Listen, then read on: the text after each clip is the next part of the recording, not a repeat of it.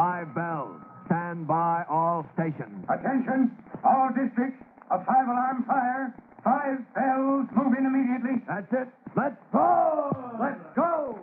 Firefighters.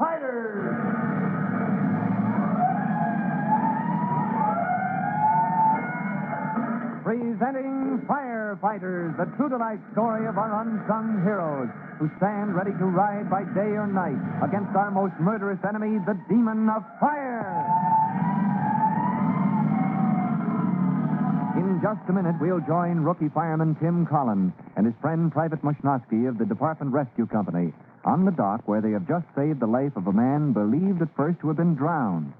An hour's work with the inhalator would usually be just routine to these boys.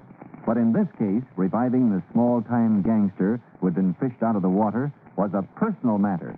For he is the only person who can prove that Mushnosky is not involved with a gang of counterfeiters. Why it didn't work out quite this way, you'll see in a minute, after this message.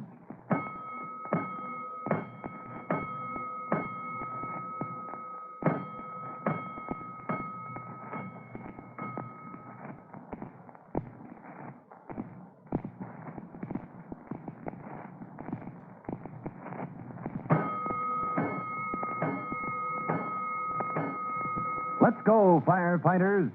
Let's join that small circle of men who stand around Mushnosky's cousin. The man who says he broke with the counterfeiting gang, came back to the dock to recover the printing plates he'd thrown in the water, had been slugged and left to drown by the mysterious leader of these crooks, Dude Martin. His denial that the young friend of Tim Collins's, Mushnosky, was mixed up in this brings doubt to the face of Detective Sergeant McGurk, who said, I'd like to believe you, Stan. For the sake of Chief Cody here, I'd like to believe your cousin innocent. For your sake, I'd like to believe the rest of your story. Listen, cop, I'll prove every word I say. How? I'll tell you where the plant is, where they print that phony dough. You make a raid, talk with the dude. Okay, Stan, only you know what they say about the dude. Oh, yeah, I forgot.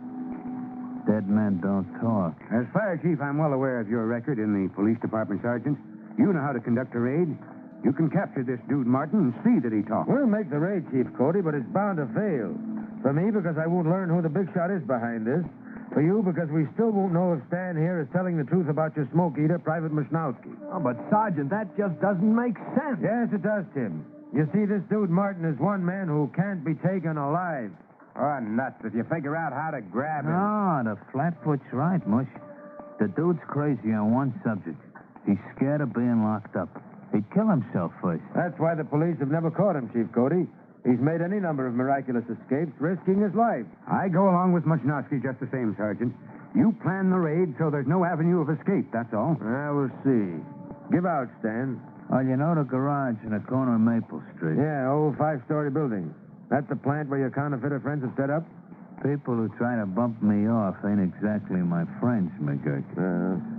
But they print the phony dough on the second floor. Dude Martin has his office on the top floor, up under the roof. I see. For the benefit of you firefighters, the problem is now how to close in on the gang working in the plant and not scare off the dude as we do it. Could I talk with you a minute, Sergeant, privately? Why not, Chief Cody? We'll take a little walk. Come on. Collins, I guess I ought to thank you as well as Mush for saving my life. Now, Chief Cody, let's have it. You got an idea? Yes, I have, Sergeant. But first, do you still think this fine young fellow in my rescue company is mixed up with these crooks? Frankly, Chief, I don't know.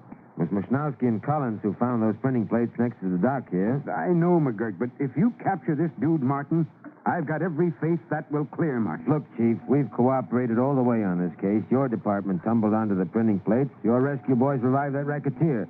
Now, if you've got an idea for this... I have, Sergeant. And I'm glad to hear you say what you just did, because my idea will combine our two departments. Wouldn't be the first time fire and police have worked together, Chief Cody. Let's have it. Well, it might cover up your raid on the plant itself. That is, distract this dude Martin's attention so that he wouldn't be scared away before you could grab him. Now, my plan would have to go like clockwork, and both departments would have to work as a team. As Chief Cody explains his plan, Sergeant McGurk looks more and more pleased. A few minutes later, the two officials separate to return to their respective headquarters. But exactly 1 hour later, Chief Cody and rookie fireman Tim Collins have parked the chief's car a block away and are moving up on the garage where the counterfeiting plant is hidden, always staying in the shadow of protecting walls. Chief Cody, the street's deserted. I don't see a soul. That's the way we want it, Tim. But don't worry. Sergeant McGurk's men are planted all around this building by now. Well, they sure work quietly. You know, Chief, I didn't see any lights on the second floor when we parked the car. Well, of course not, son. It's blacked out. Those counterfeiters wouldn't want any signs of activity. We're sure they're there. If Mush's cousin told the police the truth, Tim, that gang is working in there this minute. But you did notice that light from the window on the top floor, didn't you? Oh, yes, sir. That's Dude Martin's office, huh? Right. Now, the trick is to burst in on the second floor without scaring their leader off. Well, let's hope your plan works, Chief. That dude must be a weird character, if you ask me. I've got an idea we're going to meet him pretty soon, Tim. That is, if nothing goes wrong. Oh, it won't. Listen to that. Yeah. Well, look, there's the engine company right on the button. Sure sounds like the real thing. Makes me want to join them. Look at them get those lines out. Yes, That's sir. speed, son. When they get that pumper going full blast and the ladders start going up, there'll be racket enough for us to move in. Oh, hold it, Chief. Hold it. Someone's coming. Who's there? Me, Chief Cody. Private Mushnowski reporting. I thought you were with Sergeant McGurk, Mush. Yeah, the way he's keeping an eye on me, I'm not out from under suspicion yet. So we're ready to roll now, Chief. Quickly, the three men passed the shadowy figures of the police moving in on the garage and enter it from the side. Shortly, they joined McGurk and two plainclothesmen in the dark of the top floor outside the gangster's office. Thought you'd never get here, Chief Cody. Wanted you to be in at the kill. This was your plan. You think it's working out okay, Sergeant? Yeah, I have a man on the roof opposite. He reported Dude Martin looked out, checked on the fire trucks when they arrived, and went back to his desk. We saw your men moving in on the second floor, Sergeant. They must be cleaning up that gang by now. Thanks to the excitement at your phony fire, the dude's still here, Chief. Well, what's next, Sergeant? I'm going to open that door, but fast. You and your pal Mush staying back of me here. Okay, let's go. Just as that quiet, dude. You live longer.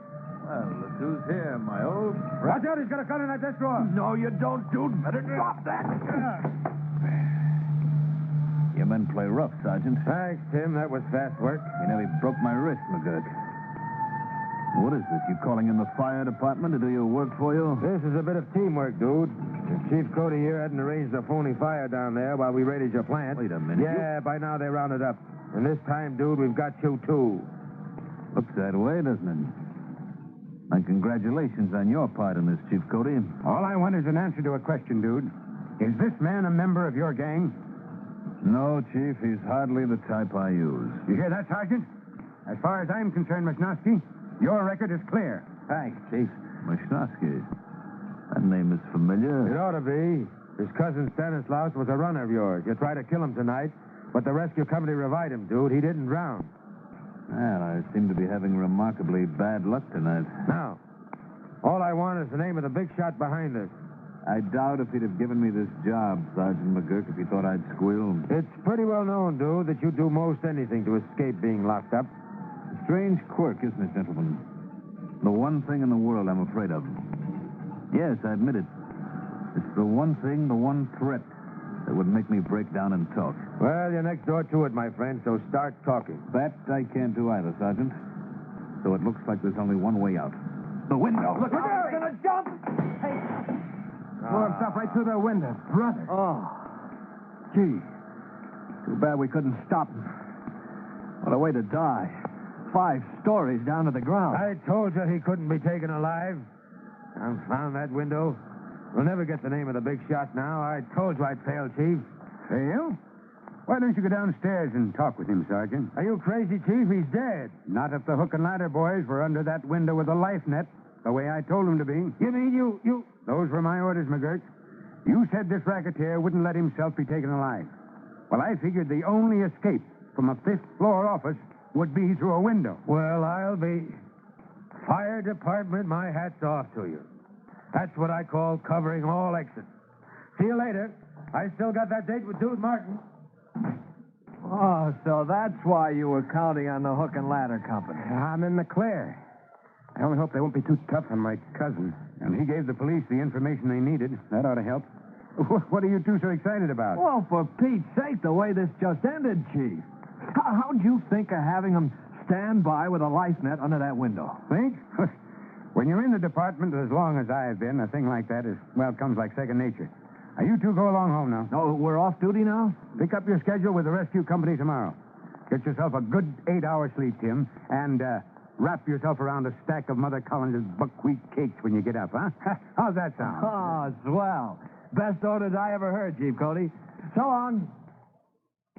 But the young rookie fireman, Tim Collins, wouldn't be looking forward to that breakfast with his family if he knew what was to follow. In a way, it was his younger brother, Jimmy, who started it, but, well, say, I'm getting ahead of myself. Now, if you'd share the danger and excitement of fire and explosion, listen to the next exciting episode of The Firefighters. Chief Bob Cody will be back in a minute to tell you, boys and girls, how you can help the firefighters in your town. But right now, here's something you ought to hear.